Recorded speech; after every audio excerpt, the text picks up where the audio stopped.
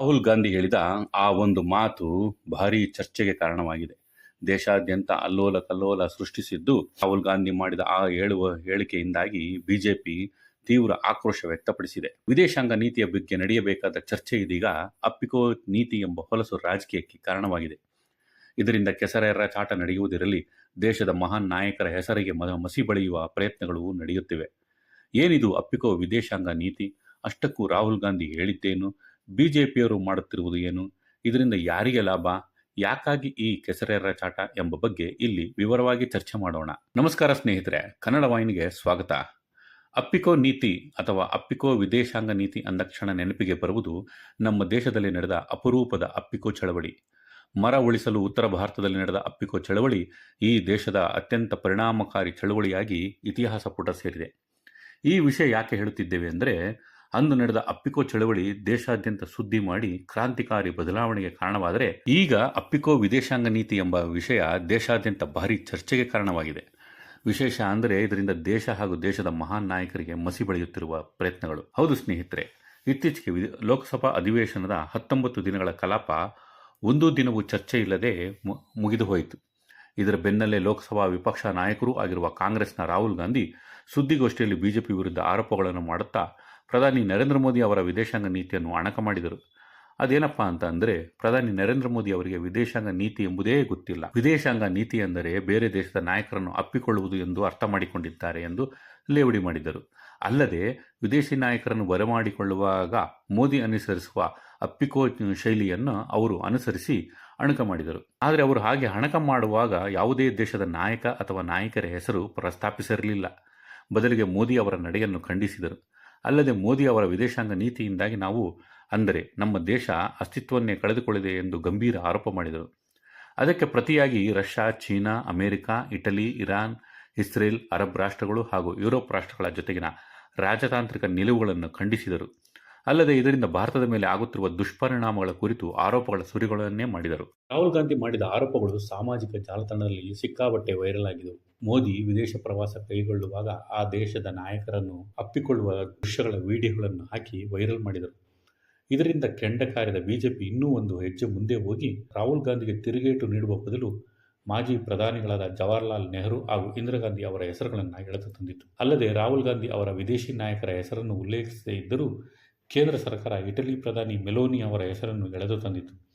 Italy ಪ್ರಧಾನಿ Georgia Meloni ಅವರ ಜೊತೆ ಪರಸ್ಪರ ಗೌರವ ಮತ್ತು ತಿಳುವಳಿಕೆ ಅಗತ್ಯವಾಗಿದ್ದು, ಉಭಯ ದೇಶಗಳ ನಡುವೆ ಆಳವಾದ ಹಾಗೂ ಬಲವಾದ ಸಂಬಂಧಗಳನ್ನು ಹಂಚಿಕೊಂಡಿದೆ ಎಂದು ಹೇಳಿಕೆ ನೀಡಿ ಇಲ್ಲದೆ ವಿವಾದಗಳನ್ನು ಮತ್ತಷ್ಟು ಉಲ್ಬಣ ಮಾಡಿತು.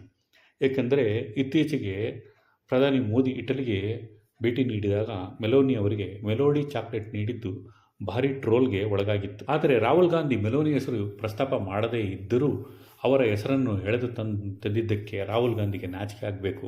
ಇದೊಂದು ಅಸಭ್ಯ ಹಾಗೂ ಸಂಸ್ಕೃತಿಹೀನ ಭಾಷೆ ಎಂದು ತಿರುಗೇಟು ನೀಡಿತ್ತು. ಬಿಜೆಪಿ ಸಂಸದ ನಿಶಿಕಾಂತ್ ದುಬೆ ಇನ್ನೂ ಒಂದು ಹೆಜ್ಜೆ ಮುಂದೆ ಹೋಗಿ ಜವಾಹರ್ಲಾಲ್ ನೆಹರು ಅವರನ್ನು ಮಹಿಳೆಯೊಬ್ಬರು ಬಹಿರಂಗವಾಗಿ ಅಪ್ಪಿಕೊಂಡು ಹಾಗೂ ಮುತ್ತಿಟ್ಟಿದ್ದನ್ನು, ಅಲ್ಲದೆ ಇಂದಿರಾ ಗಾಂಧಿ ಕ್ಯೂಬಾ ಕ್ರಾಂತಿಕಾರಿ ಫಿಡೆಲ್ ಕ್ಯಾಸ್ಟ್ರೋ ಅವರನ್ನು ತಬ್ಬಿಕೊಂಡ ಚಿತ್ರಗಳನ್ನು ಬಿಡುಗಡೆ ಮಾಡಿದರು. ಇದಕ್ಕೆ ನೀವು ಏನು ಹೇಳ್ತೀರಾ ಎಂದು ರಾಹುಲ್ ಗಾಂಧಿ ಅವರನ್ನು ಕೆಣಕಿದರು. ಅಲ್ಲದೆ 8 ವರ್ಷಗಳ ಹಿಂದೆ ಲೋಕಸಭೆಯಲ್ಲಿ ರಾಹುಲ್ ಗಾಂಧಿ ಪ್ರಧಾನಿ ನರೇಂದ್ರ ಮೋದಿಯವರನ್ನು ಅಪ್ಪಿಕೊಂಡ ವೈರಲ್ ಫೋಟೋವನ್ನು ಸಹ ಪೋಸ್ಟ್ ಮಾಡಿರುವ ದುಬೆ, ರಾಹುಲ್ ಗಾಂಧಿ ಇದನ್ನು ಉಸಿರುಗಟ್ಟಿಸುವ ಸಂವೇದನೆ ಎಂದು ಕರೆಯುತ್ತಾರೆಯೋ ಅಥವಾ ಇದು ಕಾಮದ ಬೆಂಕಿಯೇ ಎಂದು ಪ್ರಶ್ನಿಸಿ ಲೇವಡಿ ಮಾಡಿದರು. ನೆಹರು ಮತ್ತು ಇಂದಿರಾ ಗಾಂಧಿ ಅವರ ಫೋಟೋಗಳನ್ನು ಎಕ್ಸ್ ಖಾತೆಯಲ್ಲಿ ಪ್ರಕಟಿಸಿದ ಬಿಜೆಪಿಯ ನೇತಾರರ ಬಗ್ಗೆ ಕಾಂಗ್ರೆಸ್ ವಕ್ತಾರೆ ಸುಪ್ರಿಯಾ ತೀವ್ರ ಕಿಡಿಕಾರಿದರು.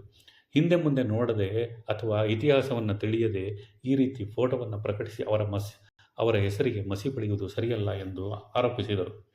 ನೆಹರು ಅವರನ್ನು ಹಿಂದಿನಿಂದ ಹಿಡಿದು ಕೆನ್ನೆಗೆ ಮುತ್ತಿಡುತ್ತಿರುವುದು ಬೇರಾರೂ ಅಲ್ಲ, ಅವರ ಸೋದರಿ ವಿಜಯಲಕ್ಷ್ಮಿ ಪಂಡಿತ್. ಇನ್ನೊಂದರಲ್ಲಿ ಇರುವುದು ಆಕೆಯ ಸೋದರ ಸಂಬಂಧಿ ನಯನ್ತಾರಾ ಸಂಗಲ್. ಅಲ್ಲದೆ ಈ ಫೋಟೋದಲ್ಲಿರುವ ಮತ್ತೊಬ್ಬಳು ಮಹಿಳೆ ಮೇಯರ್ ಆಗಿದ್ದ ಜಾಕ್ವೆಲಿನ್ ಕೆನಡಿ.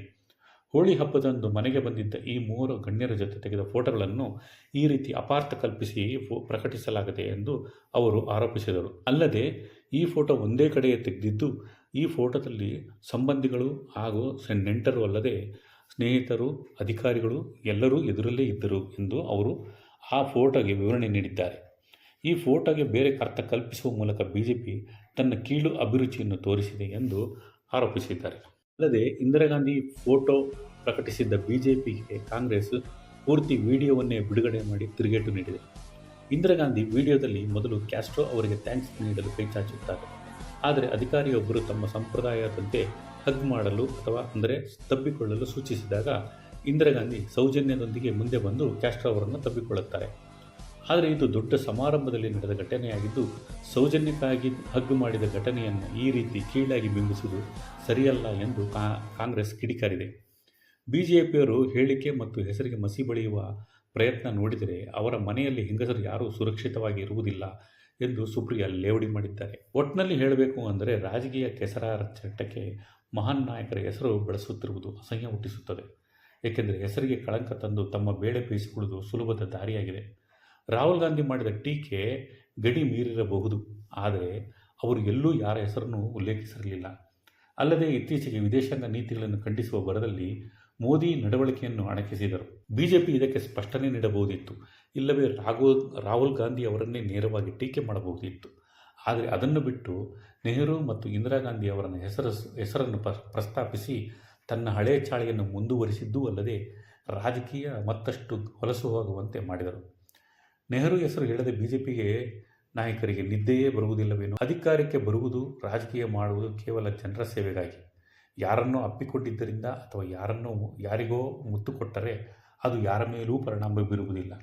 ಅಧಿಕಾರಕ್ಕೆ ಬರುವಾಗ ನೀವು ಜನರಿಗೆ ಏನು ಪ್ರಮಾಣ ಮಾಡಿದ್ದೀರಿ, ಪ್ರಣಾಳಿಕೆಯಲ್ಲಿನ ವಿಷಯಗಳನ್ನು ಜಾರಿಗೆ ತಂದಿದ್ದೀರಾ ಎಂಬುದಷ್ಟೇ ಜನರಿಗೆ ಮುಖ್ಯವಾಗುತ್ತದೆ. ಈ ಬಗ್ಗೆ ರಾಹುಲ್ ಗಾಂಧಿ ಮತ್ತು ಬಿಜೆಪಿಯ ಈ ವೈಚಾರಿಕ ಸಮರದ ಬಗ್ಗೆ ನಿಮ್ಮ ಅಭಿಪ್ರಾಯವೇನು? ಕಮೆಂಟ್ ಮಾಡಿ ತಿಳಿಸಿ. ಈ ವಿಡಿಯೋ ಇಷ್ಟ ಆಗಿದ್ದರೆ ಕನ್ನಡ ವಾಹಿನಿ ಚಾನಲನ್ನು ಸಬ್ಸ್ಕ್ರೈಬ್ ಮಾಡಿ. ಧನ್ಯವಾದಗಳು.